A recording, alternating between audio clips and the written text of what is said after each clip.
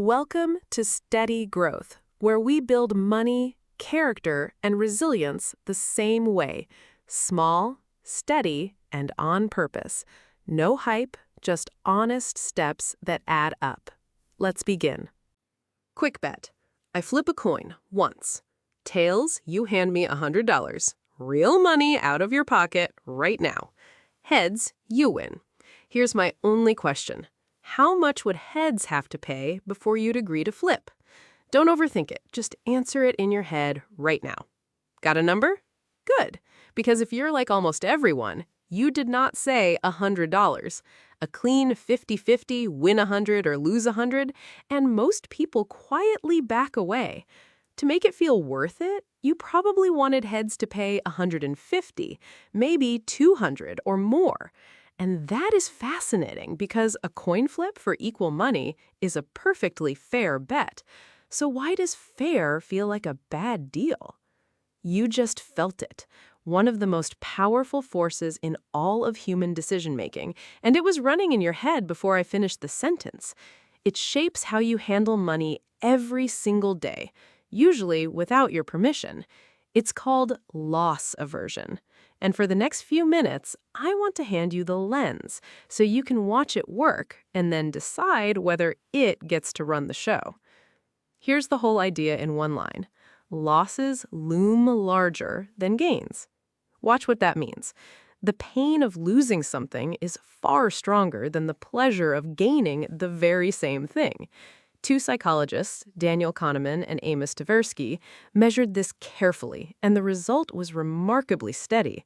Losing feels about twice as powerful as winning.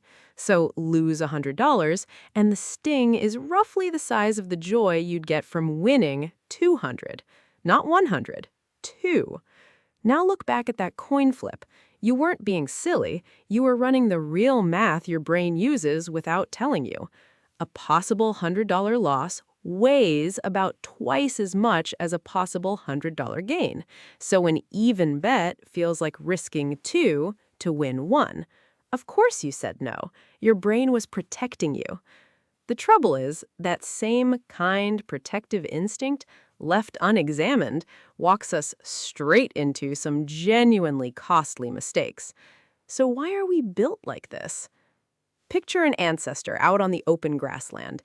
A gain, finding a little extra food, was a nice afternoon, but a loss, losing your shelter, your footing, your safety, could end you. When the downside is death and the upside is a pleasant lunch, the brain that treats losses as far more urgent is the brain that survives long enough to become your great-great-grandparent. So here we are. We're the descendants of the careful ones, the ones who really, really did not want to lose what they had. And honestly, good for them. That wiring kept the whole family line alive. Here's the catch. That ancient alarm doesn't know the difference between a charging predator and a dip in your retirement account. It fires exactly the same way. And in a modern money life or death wiring stretched over ordinary dollars, that mismatch is where loss aversion stops protecting you and starts quietly costing you. Let me show you where. Start with the most expensive room in the house, investing. You own 2 investments. One's gone up, one's gone down, and you need to sell one to raise some cash. Which do you sell? Watch what most people do. Study after study, they sell the winner and cling to the loser. Why? Because selling the loser makes the loss real. Hold it, and you can still whisper, it might come back, and the loss stays hypothetical, painless. Sell the winner, and you get to lock in a sure gain and feel clever. But step back and see the shape of it. People sell their best assets and hold their worst, the exact opposite of good investing. Not because they're foolish, but because holding the loser lets them dodge the pain of a real loss. The feeling won, the math lost. It's the same instinct that yanks every dollar out of the market the second it dips, locking in a real loss to escape a paper one, right before it recovers. The person who simply left it alone and did nothing often ends up far ahead of the one who anxiously acted to stop the bleeding.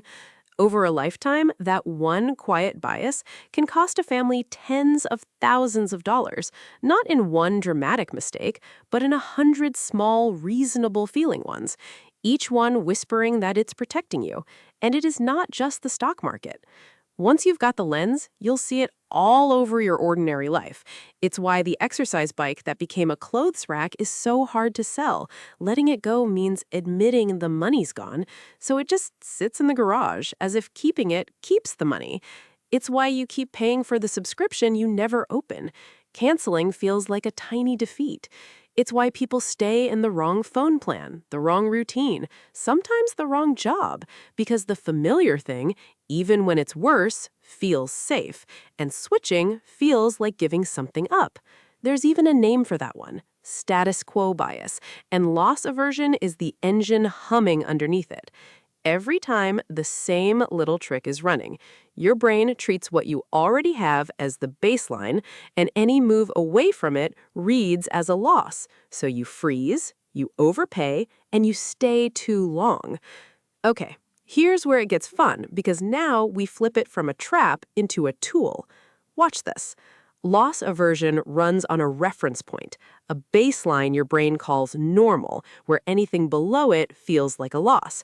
And the powerful part is, you can move that reference point on purpose. Take that unused subscription. Framed one way, if I cancel, I lose access. It stings, so you keep it. Now reframe it. Every month I keep this, I'm losing $40 I could put towards something I actually care about.